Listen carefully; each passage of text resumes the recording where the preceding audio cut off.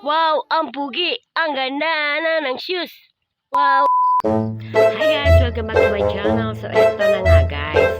Siyempre, kakagising natin guys dyan, diba? So, ang sarap lang magatas-gatas dyan pag ganito mga sa probinsya tayo, diba?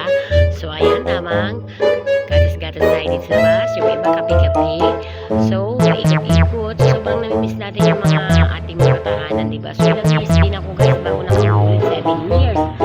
So, susulitin na natin guys ang ating bakasyon, di ba? So, tamang ano tayo dyan, inom-inom tayo. Hindi na ang aking kuya naman ay bising-bising sa kanyang mga manukish. So, wala siyang magawa sa buhay niya, mag-alaga ng manok niyang mga panabong. Ang gaganda ng mga lahi ng mga manok niya guys. Tinan mo, shout out sa mga sabungero dyan. Kaway-kaway naman dyan. Oh. Ayun guys, pili na kayo dyan. Mag-mine na kayo kung anong gusto niyo dyan guys. Ang gaganda ng mga manok ng kuya ko. Opak, gaganda. Ito may mga sisiw na siya guys, oh. Mga panabong yan, oh. Yan ang kinakahiligan ng aking kuya dito, sabong. At saka, mga manokis. Yo. At saka, napakaganda ng mga lahi ng mga manok niya. Mag-mine kayo guys. Pili na kayo kung ano gusto niyo yan guys. Napakaganda ng mga lahi. Ito mga maliliit pa, oh. Ang gaganda, pinakita niya sa akin ang lahi ng kanyang mga manok. At ito ang aming bahay. So, napaka-cute lang at napaka-rest lang guys ang aming bahay. Kasi ayaw ng nanay ko ng yero kasi napaka-init. Kaya naman sa bahay, ang ganda. Hindi talaga mainit. Hindi kagaya sa Maynila. Sobrang init, di ba? So, parang napansin ko, parang ang baso, ang kalat-kalat. So, pagkatapos ko maggatas-gatas dyan, umikot muna ako dito sa likod ng aming bahay. Ang dami palang tanim.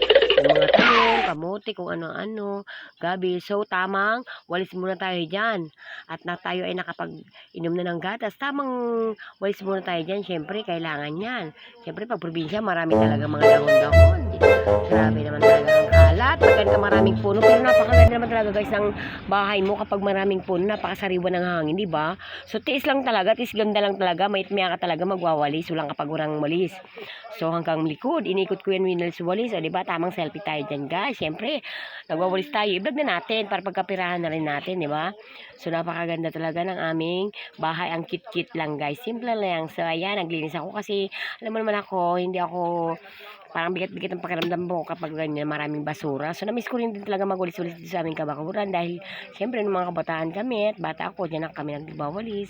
So, ayan guys, nakapagwalis na tayo at tamang pahinga na tayo dyan guys. O, di ba? Tamang exercise, ganyan, papapawis, talon-talon. So, ayan, napakasaya lang talaga kasi nakauwi na naman tayo napakatagal panahon dito sa Bicol. Tamang bakasyon tayo at mahangin-hangin. Nag-i-enjoy natin. Ay, ang sarap sa pakiramdam na makapagwalis at makapaglinis ka sa iyong bakuran. Napakasarap sa pakiramdam at sa iyong mata. Thank you for watching everyone. Bye!